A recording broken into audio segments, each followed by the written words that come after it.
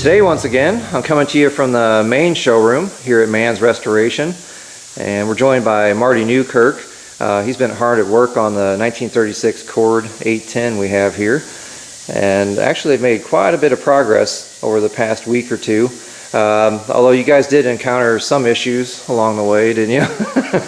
Yes, a lot of issues. It's was pretty technologically advanced for 1936, and maybe too much so in some ways. But made it a little interesting, didn't it? Yes, it did. One of the problems we had was trying to get all the electrics to work on the car to where it operated the shift mechanism, which is electric and hydraulic. And so we run every test we could possibly do on the wires, make sure all the cross shift is working, the neutral switches, everything working, the clutch switch working. So we got all of our power signals, what we need to do, and we still wasn't getting a shift. And one of the problem is the shift selector inside the car, which not knowing, this was faced in the opposite direction. This end was, at this end, it was turned 180, so which whenever you put this where it's facing you, it was bringing the wrong contacts on the shift selector. So then we found out that we had to reverse this whole thing and then rotate this 180. Then we was getting the correct contact points for all the gears. And lo and behold, it shifted then. So then we move on to putting the front clip on the car. And one of the things about this car is if it's not charging, the car will engage the starter drive into the flywheel when you're trying to shift gears. So we had to get the thing to where it was charging in order to start our work on getting the gear shift selectors working and everything. Because on this particular car, when you push the clutch in and it's not charging, it tries to start the car, basically. Right.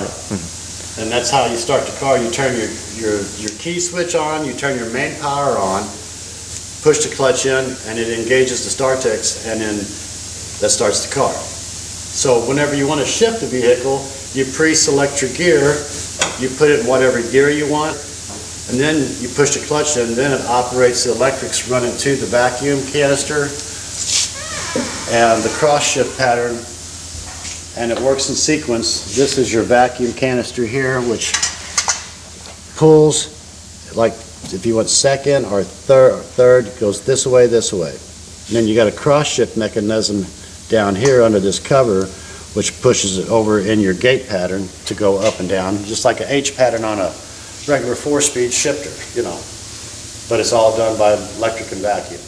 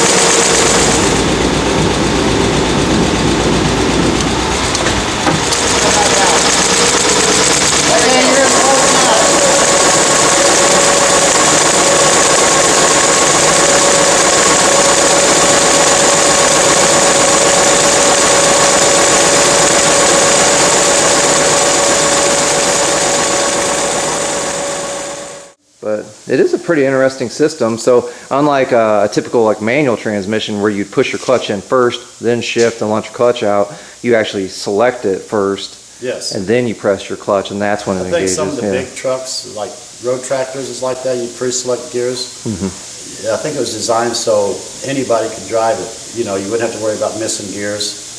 The only thing that keeps you from hitting reverse, so you don't accidentally hit reverse, it's got a lockout thing where you have to pull the selector out and then up, so you just can't actually just go hit it wrong. So you have to, if you hit reverse go down the road, you're trying to. Yeah. You're trying to break it. There's your neutral position, like any other 4-speed or what have you.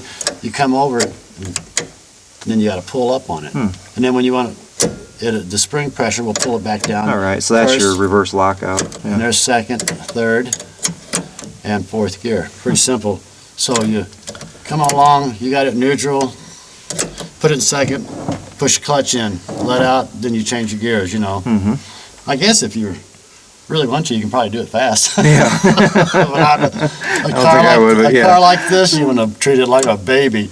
This thing really does have one of the best looking dashboards too, out of any car. Yeah. It's pretty impressive. All the knurled finish. It reminds me of my '62 Chevy Super Sport. It had that Yeah, that same machine type of turning. swirl machine and the molding. Yeah, that's pretty cool. And then once again, these headlights actually, they're hidden headlights that crank out of the front fenders there. So I think what I'll do is have Marty actually turn the crank and you can watch the door open. He's actually in the process of putting the actual headlamps together, but for right now we'll just show you how the door operates here.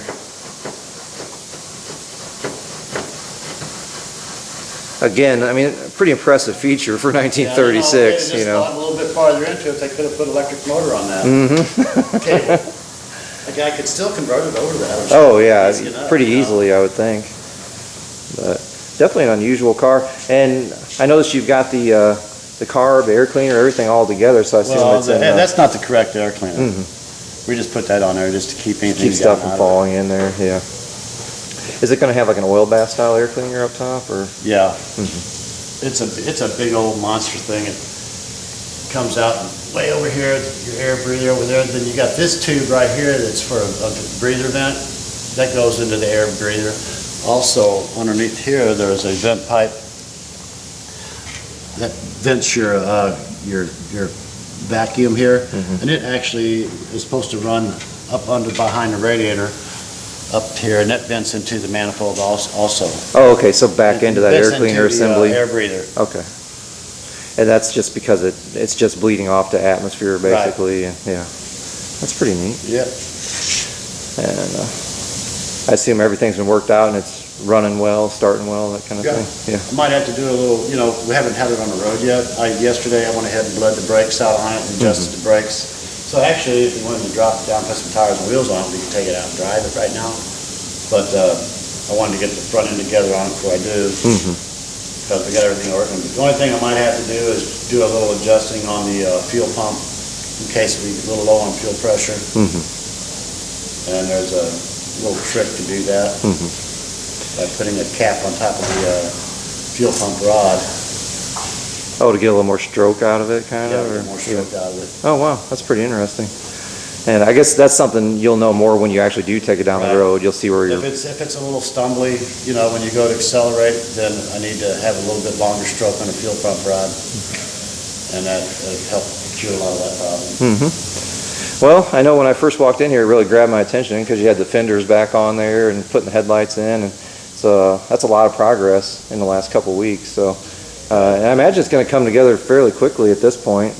Yeah, I guess the problem is trying to figure out these headlights.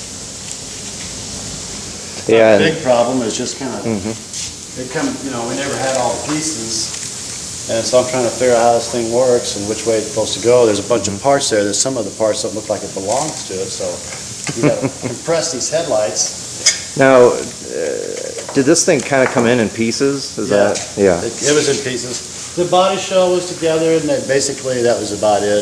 The dashboard was in it, and the gauge was in it, but the fenders and everything else was just kind of hanging on it. They wasn't bolted down securely.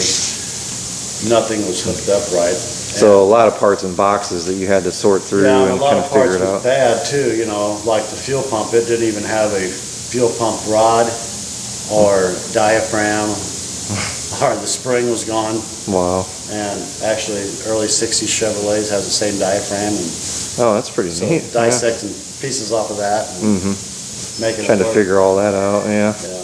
That always makes it more interesting, that's for sure. Yeah, start hunting around the garage and looking for, what's got a fuel pump that looks like that? I know, kind of like we were talking the other day about that fuel filter glass there, and how you might be able to find one off a tractor or something. You Yeah, know. well, I went to the farm store and they didn't have one. The 8 ends won't work on it. I tried that, so then It's worth I a had to try. do a little custom gasket making to make it work, but I got that fixed. Although the starter, 8-end tractor parts, some of the parts will interchange on it. Wow, that's Yeah. pretty neat. The inner spring that goes for this For the Bendix, starter or- drive, Oh, yeah.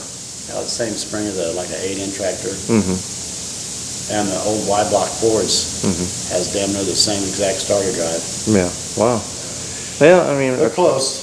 a Not car this exactly the rare same. that's kind of hard to find parts for, you kind of do have to Yeah, make I mean, do there's sometimes. There's places you can get them, and then you gotta wait for them, and then a lot of the stuff you get is gonna be aftermarket, so, you know, you're not gonna get, it's like any aftermarket part you buy for a new vehicle, you know, that's damaged or wrecked, they're not gonna be exactly the same as the OEM part. Right, you just know, not the so- same quality, yeah. Yeah, then you got to deal with the fight of making it work, and you have that on just about everything you do, anytime you do an aftermarket part.